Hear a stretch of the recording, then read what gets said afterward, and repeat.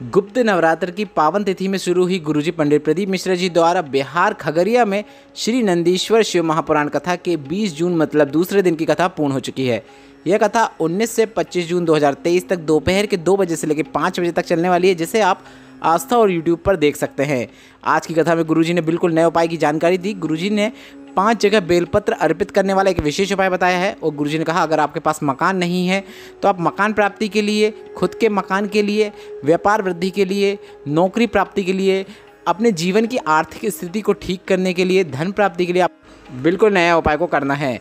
यह उपाय हम आपको इसी वीडियो के अंत में करके भी दिखाने वाले हैं। साथ ही इसी शिव महापुराण कथा में गुरुजी पंडित प्रदीप मिश्रा जी ने रोग मुक्ति वाला बिल्कुल नया उपाय बताया है, जो कि आप किसी भी प्रकार की बड़ी बीमारी, लीवर, किडनी या कैंसर जैसी बीमारी के लिए आप कर सकते हैं। यह उपाय आप रोज कर सकते हैं, तो इस उपाय को आप 21 जून बुधवार के दिन से करने की शुरुआत कर सकते हैं। इस उपाय को भी हम इसी वीडियो के अंत में करके दिखाने वाले हैं। आज की कथा में गुरुजी ने बहुत अच्छे नए उपाय, पत्र और उपयोगी जानकारी दी है। सभी की जानकारी हम आपको इस वीडियो के माध्यम से दे देंगे। अगर आपने आज की कथा नहीं सुन पाई है तो पूरी कथा का रास्ता तब आपको इस छोटे से वीडियो से प्राप्त होने वाला है। कल के वीडियो में हमने आपसे एक प्रश्न किया था कि नंदी जी की पत्नी का क्या नाम है, तो इसका सही उत्तर है सुयसा। और आज के वीडियो का प्रश्न आपकी स्क्रीन में दिख रहा है, जो कि इस प्रकार है, गणेश और अशोक सुंदरी जो कि शिव की संतान है, तो इन दोनों में से छोटी संतान कौन है? आपके ऑप्शन इस प्रकार हैं, ए गणेश, बी अशोक सुंदरी। आप इस प्रश्न का उत्तर अभी कमेंट के जरिए हमें भेज सकते हैं। हम इस प्रश्न का उत्तर आपको कल के वीडियो में जरूर बता देंगे। बढ़ते हैं आज की कथा की पहली जानकारी की ओर। आज कथा शुरू होते ही गुरुजी पंडित प्रदीप मिश्रा जी को गुस्सा आ गया। गुरुजी ने इस गुस्से को विनम्रता से व्यक्त करते हुए कहा कि हमने कल जजमान परिवार से कहा था कि कथा पंडाल में बहुत अधिक मात्रा में शिव भक्त आ रहे हैं, तो आपको टेंट बढ़ाना है। टेंट बढ़ाने का आपको कल ही प्रयास करना था, पर आज देखने को मिल रहा है कि टेंट नहीं बढ़ाए गए हैं और जितने भी शिव भक्त आए हैं वे सब परेशान हो रहे हैं। तो ऐसे में मैं स्वयं मतलब गुरुजी ने खुद कहा कि मैं सभी शिव भक्तों से क्षमा चाहता हूं कि आपके बैठने की व्यवस्था नहीं कर पाए और टेंट नहीं लगवा पाए।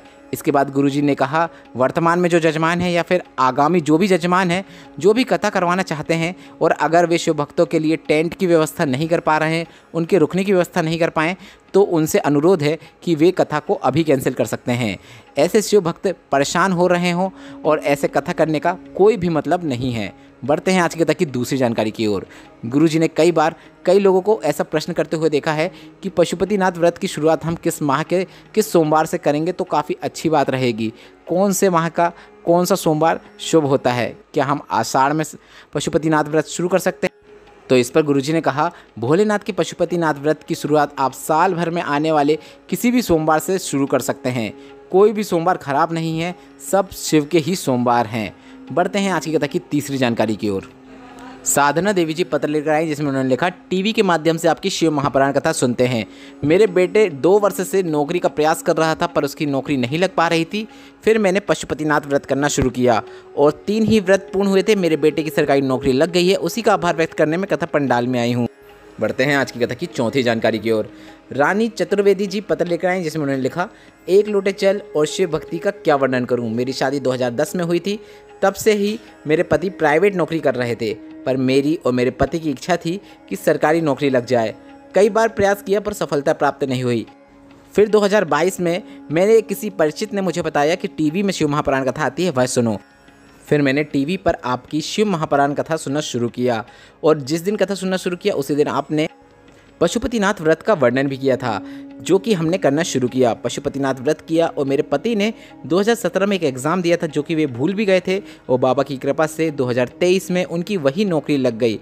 उनका सरकारी नौकरी में चयन हो गया, उसी का आभार व्यक्त करने में कथा पंडाल में आई हूँ। बढ़ते हैं आज की कथा की 5वीं जानकारी की ओर। राजकुमारी जायसवाल जी पत्र लेकर आए, जिसमें उन्होंने लिखा जीवन में संघर्ष खत्म नहीं हो रहा था, पर एक लोटा जल, एक बेलपत्र और पशुपतिनाथ व्रत का क्या वर्णन करूं। मेरी एक आंख है, एक आंख जो बची हुई है वह भी भोलेनाथ की ही कृपा से बची हुई है। मेरे पति ने कई बार रेलवे की परीक्षा दी थी, पर हर बार एग्ज़ाम देते पर उनका चयन नहीं हो पाता। एग्ज़ाम देते देते वे भी थक गए थे। उनकी कहीं पर भी सरकारी नौकरी नहीं लगी। देखते देखते बेटा भी बड़ा हो गया और बेटा भी एग्ज़ाम देने लगा और बेटे का रिटर्न एग्ज़ाम होता, पर वह रिटर्न एग्ज़ाम पास नहीं कर पाता था। फिर मैंने आपकी कथा टीवी में सुनना शुरू किया, साथ में आपके बताए अनुसार पशुपतिनाथ व्रत करना शुरू किया। बेटे को शिवलिंग पर जल चढ़ाकर बेलपत्र चढ़ाकर उस जल और बेलपत्र का आचमन करने को कहा। और मेरे पशुपतिनाथ व्रत पूर्ण ही हुआ था और तुरंत खबर आ गई कि मेरे बेटे की रेलवे में असिस्टेंट लोको पायलट में नौकरी लग गई है। उसी का आभार व्यक्त करने में कथा पंडाल में आई हूँ। बढ़ते हैं आज की कथा की 6वीं जानकारी की ओर। गुरुजी ने बताया, पूरे भारत में सभी मंदिरों में आपको शिवलिंग के सामने नंदी बैठे नजर आ जाएंगे, पर कुछ ऐसे भी मंदिर हैं जहाँ पर शिवलिंग के सामने नंदी नहीं है, जो कि इस प्रकार है। अमरनाथ की गुफा वाले महादेव और पंचवटी नासिक के कपिलेश्वर महादेव, इनके सामने आपको नंदी देखने को नहीं मिलेंगे। इसके साथ ही गुरुजी ने एक और जानकारी दी। गुरुजी ने कहा, भगवान शंकर के शिवलिंग की उत्पत्ति महाशिवरात्रि के दिन हुई थी और यह दिन शिवलिंग के उत्पत्ति के प्रागट अवसर पर महाशिवरात्रि के रूप में मनाया जाता है। बढ़ते हैं आज की कथा की 7वीं जानकारी की ओर। गुरुजी ने एक बिल्कुल नए उपाय की जानकारी दे दी है। पहले आप यह समझ लीजिए कि यह नया उपाय किन्हें करना है। खुद का मकान नहीं है, खुद का प्लॉट नहीं है, दूसरे के मकान में रह रहे हो, कोई दुकान में काम कर रहे हो, नौकरी व्यवसाय कुछ भी नहीं है, या फिर नौकरी नहीं मिल रही, या फिर व्यवसाय अच्छा नहीं चल रहा, मतलब आपके जीवन में संघर्ष बहुत अधिक मात्रा में है, जीवन कष्टों से भरा हुआ है, हाथ ठेला ही चला रहे हो, मतलब आपकी आर्थिक स्थिति बहुत खराब है, तो आपको यह बिल्कुल नया उपाय करना है। गुरुजी ने कहा, यह उपाय आपको प्रत्येक माह में मासिक शिवरात्रि आती है तब करना है। 12 महीने में 12 शिवरात्रि आती हैं, तो यह उपाय आपको 12 बार, मतलब साल भर में जो 12 शिवरात्रि आती हैं तब करना है।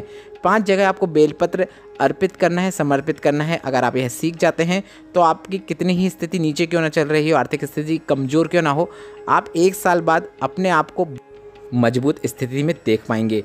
अब आप यह समझ लीजिए कि 5 बेलपत्र आपको किस प्रकार से शिवलिंग पर या कौन सी जगहों पर अर्पित करना है। 5 बेलपत्र लेकर आपको शिवालय पहुंच जाना है और सबसे पहली बेलपत्र आपको माता अशोक सुंदरी के स्थान पर अर्पित करना है। माता अशोक सुंदरी के स्थान पर आपको बेलपत्र इस प्रकार से अर्पित करना है कि बेलपत्र की जो डंडी होती है वह जलाधारी की ओर होना चाहिए और बेलपत्र उल्टी ही होना चाहिए। आप कई लोग प्रश्न करते हैं कि माता अशोक सुंदरी के स्थान पर सीधी बेलपत्र अर्पित करें क्या? नहीं, जैसा आप शिवलिंग के ऊपर अर्पित करते हैं उसी प्रकार से आपको माता अशोक सुंदरी के स्थान पर अर्पित करना है। बस इस उपाय में आपको बेलपत्र अर्पित करते समय माता अशोक सुंदरी के स्थान पर बेलपत्र की जो डंडी होती है उसका मुख जलाधारी की ओर रखना है। दूसरी बेलपत्र आपको माता पार्वती के हस्तकमल, मतलब शिवलिंग का जो कटी भाग होता है उस पर अर्पित करना है, पर इस प्रकार से अर्पित करना है कि बेलपत्र की जो 3 में से 2 पत्तियां शिवलिंग पर स्पर्श करें। इस प्रकार से बेलपत्र को आप माता पार्वती के हस्तकमलों पर शिवलिंग के कटी भाग पर अर्पित करें। तीसरी बेलपत्र आपको शिवलिंग के ऊपर अर्पित करना है। इस प्रकार से अर्पित करें कि जहाँ से बैठकर आप यह उपाय कर रहे हैं बेलपत्र की डंडी आपके विपरीत ओर होना चाहिए। चौथी बेलपत्र आपको जहाँ से जल बहता है, मतलब शिवलिंग से जल जब नीचे गिर जाता है, जिस जमीन से बहता हुआ जाता है वहाँ पर आपको अर्पित करना है। शिवलिंग पे अर्पित नहीं करना है, जमीन पे अर्पित करना है जहाँ से शिवलिंग का जल बहकर जाता है। चौथी बेलपत्र आपको वहाँ पे अर्पित करना है। 5वीं और अंतिम बेलपत्र आपको नंदी भगवान के उठे हुए पाँव के पास अर्पित करना है। नंदी जो होते हैं उनका जो उठा हुआ पाँव होता है उसके पास एक बेलपत्र अर्पित कर दें। इस प्रकार से 5 बेलपत्र आपको प्रत्येक माह में जो शिवरात्रि आती है, मासिक शिवरात्रि आती है, उसमें अर्पित करना शुरू कर देना है। पर गुरुजी ने कहा इस उपाय के साथ आपको एक नियम भी याद रखना है।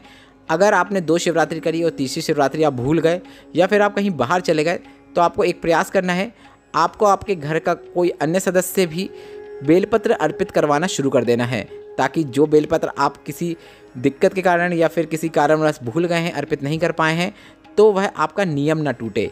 इसलिए आप अपने घर के किसी सदस्य के द्वारा भी शिवलिंग पर बेलपत्र अर्पित करवाना शुरू करवाएं। बढ़ते हैं आज की कथा की 8वीं जानकारी की ओर। लखीसराय जी पत्र लेकर आए जिसमें उन्होंने लिखा, गुरुजी एक पान लाया हूँ और एक सुपारी लाया हूँ और आपको निमंत्रण देने आया हूँ कि एक कथा देवघर में भी होनी चाहिए। गुरुजी ने कहा हम जरूर प्रयास करेंगे कि ये कथा देवघर में हो। बढ़ते हैं आज की कथा की 9वीं जानकारी की ओर। गुरुजी ने कहा यह बात आपको ज़िंदगी में जरूर कहीं पे काम आएगी, इसलिए आप ध्यान से सुनिएगा। किसी मंदिर में आपने देखा होगा कि नंदी गर्भगृह के अंदर बैठा होता है। किसी मंदिर में आपने यह देखा होगा कि नंदी मंदिर के बाहर बैठा हुआ है, गर्भगृह के बाहर बैठा हुआ है। किसी मंदिर में जगह कम होती है तो आपने देखा होगा कि नंदी जो है वह शिवलिंग के तिरछे, मतलब बाजू में बैठा रहता है। तो शिव महापुराण की कथा कहती है, शिव तत्व कहता है, जिस मंदिर में नंदी विराजमान है या नहीं है, गर्भगृह के अंदर है या फिर गर्भगृह के बाहर है, तिरछे में है, बैठा हुआ भी है या नहीं भी है, तो आपको यह बिल्कुल भी नहीं सोचना है कि मैं इस शिव मंदिर में इस शिवलिंग की पूजा करूं या ना करूं, यह पूजन योग्य है या नहीं है। आपको इस बात का ध्यान रखना है कि अगर एक शिवलिंग अकेला रखा हुआ है, ना पार्वती है, ना गणेश है, ना शरण कार्तिकेय है, ना नंदी है, सिर्फ अकेला एक शिवलिंग भी रखा हुआ है, तो शिव महापुराण की कथा कहती है जहाँ पर शिवलिंग रखा होता है वह जगह अगर कोई ओटला है या फिर कोई ज़मीन है और आपको नंदी दिख भी नहीं रहे हैं, तो आपको यह समझ लेना है कि शंकर बगैर नंदी के नहीं विराजमान हो सकते। मतलब वह जमीन या फिर वह ओटला जहाँ पर शिवलिंग रखा हुआ है वही नंदी है। ऐसा आपको हमेशा ध्यान रखना चाहिए। बढ़ते हैं आज की कथा की 10वीं जानकारी की ओर। रेवती झा जी पत्र लिख रहे हैं जिसमें उन्होंने लिखा, गुरुजी पूर्णिमा के अवसर पर सीहोर कोबरेश्वर धाम गए थे, जहाँ पर शिव महापुराण कथा का भी श्रवण किया। वो कंकर शंकर की धरा में हमने विनती करके आए कि मेरे परिवार में किसी की सरकारी नौकरी नहीं है, मेरे बेटे की सरकारी नौकरी लग जाए, और निवेदन करके हम घर आए। इसके बाद एक शिवालय पर जल चढ़ाना शुरू किया, कुछ पत्तियों और पुष्पों से शिवलिंग का श्रृंगार करना शुरू किया, निर्वाल उठाकर उसका विसर्जन करना शुरू किया। बाबा की कृपा से मेरे बेटे की सरकारी नौकरी लग गई है, उसी का आभार व्यक्त करने में कथा पंडाल में आई हूँ। बढ़ते हैं आज की कथा की 11वीं जानकारी की ओर। गुरुजी ने कहा, एक पत्र आया जिसमें लिखा था कि मेरे पति की तबीयत खराब हो गई, डॉक्टर को दिखाया तो डॉक्टर ने कहा इनको टीबी हो गई है और टीबी बहुत खतरनाक है, जिसके कारण लीवर किडनी सब डैमेज होते चले जाएंगे। डॉक्टरों ने हाथ खड़े कर दिए और कहा कुछ भी नहीं होने वाला, पर हम डॉक्टरों से इलाज करवाना शुरू किया, दवाई लेकर घर आ गए और शिवलिंग पर जल चढ़ाकर वह जल आचमन करना शुरू किया। 7 दिन बाद फिर से हमने जांच कराई तो डॉक्टर ने कहा टीबी की बीमारी समाप्त हो चुकी है, जिस बीमारी में वर्षों गोलियां चलती हैं, वर्षों दवाइयां चलती हैं। ऐसा चमत्कार देखकर उसी का आभार व्यक्त करने में कथा पंडाल में आई हूँ। बढ़ते हैं आज की कथा की 12वीं और अंतिम जानकारी की ओर, जो कि एक गुरुजी का बताया नंदीश्वर महादेव वाला इसी शिव महापुराण कथा का एक विशेष उपाय है, जो आप वीडियो में भी देखकर समझ सकते हैं कि यह उपाय आपको किस प्रकार से करना है। गुरुजी ने कहा अगर कोई बहुत बड़ा रोग हो गया हो, बहुत बड़ी बीमारी हो गई हो, लीवर किडनी या कैंसर जैसी बड़ी बीमारी हो गई हो, या कोई लाइलाज बीमारी हो गई हो, तो शिव महापुराण की कथा कहती है आपको एक दूर्वा और एक बेलपत्र नंदीश्वर महादेव का स्मरण करते हुए शंकर भगवान की शिवलिंग पर अर्पित करना है। सबसे पहले आपको दूर्वा लेना है, दूर्वा को आपको शिवलिंग पर अर्पित कर देना है। दूर्वा अर्पित करने के बाद आपको एक बेलपत्र शिवलिंग पर अर्पित कर देना है। दोनों चीज़ें अर्पित करते समय आप नंदीश्वर महादेव का स्मरण करें। इसके बाद आपने जो एक कलश तांबे के पात्र में जल लाया है, उस जल को आप दूर्वा और बेलपत्र पर अर्पित करना शुरू करें। गुरुजी ने कहा जल अर्पित करते समय भी आप नंदीश्वर महादेव का स्मरण करते रहें। इसके बाद थोड़ी सी मात्रा में जल को प्राप्त कर लें और उस जल को आप आचमन उस रोगी व्यक्ति को करवाएं। मात्र आप आधा चम्मच भी जल प्राप्त करके आएंगे तो भी पर्याप्त है। उस व्यक्ति को जो बीमार है, जिसको दवाइयाँ नहीं लग रही, उसे आप उस जल का आचमन करवाएं। इसके बाद गुरुजी ने कहा लीवर किडनी और कैंसर जैसी बड़ी बीमारियों में भी लाभ देखने को जरूर मिलेगा। यह उपाय गुरुजी ने यह तो नहीं बताया कब करना है, तो इस उपाय को आप रोज कर सकते हैं, सुबह या शाम कभी भी कर सकते हैं। और इस उपाय को आप इस गुप्त नवरात्र के 21 जून बुधवार के दिन करके अधिक से अधिक लाभ जरूर प्राप्त करें। इस वीडियो में गुरुजी के बताए उपायों से संबंधित प्रश्न अगर आपके कोई हो तो वे प्रश्न आप कमेंट के जरिए पूछ सकते हैं, हम आपके प्रश्नों का उत्तर जरूर देंगे। और आज की कथा आपको कैसी लगी? अगर आपको भी आनंद की प्राप्ति हुई है तो इस वीडियो को लाइक करके कमेंट बॉक्स में हर हर महादेव टाइप करना मत भूलिएगा। श्री शिवाय नमस्तुभ्यम। हर हर महादेव।